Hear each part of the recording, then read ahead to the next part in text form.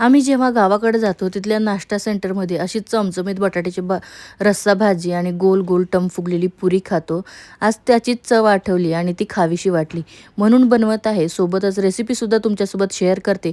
तुमच्या गावाकडे गेल्यावर तुम्हाला कुठली रेसिपी खायला आवडते ते कमेंट करून नक्की सांगा. आता मिक्सरच्या भांड्यामध्ये एक टोमॅटो, आलं, लसूण थोडंसं मिक्सरला फिरवून त्याची पेस्ट करून घ्यायची. दुसरीकडे पातेल्यामध्ये तेल टाकायचं. नेहमीपेक्षा थोडंसं जास्त तेल टाकायचं. तेल गरम झालं की जिरे, मोहरी आणि एक मोठ्या साईजचा कांदा टाकायचा, कढीपत्ता टाकायचा. त्याला मस्त असं लालसर होईपर्यंत परतून घ्यायचं. आता कांदा छान लालसर परतला की आपण जी टोमॅटोची पेस्ट बनवून घेतली ती टाकायची आणि त्याला पण तेल सुटेपर्यंत परतून घ्यायचं आहे.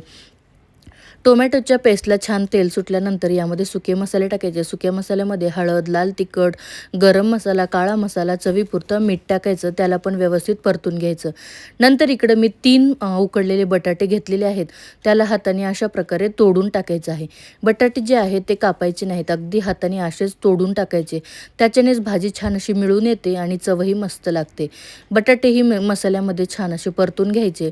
नंतर यामध्ये आपल्याला गरम पाणी टाकायचे. तर गरम पाण्याचाच वापर केल्याने चव जी आहे ती खूप छान येते. भाजीला रंगही खूप सुंदर येतो आणि तर्री पण मस्त येते. वरून थोडेसे फ्रोझन मटर टाकलेत, फ्रेश असतील तर फ्रेश टाका. कसुरी मेथी टाकायची आणि भाजीला जे आहे 3 ते 4 मिनिटं छान असं शिजवून घ्यायचं. तुम्हाला आवडेल का ही भाजी खायला? नक्की कमेंट करून सांगा.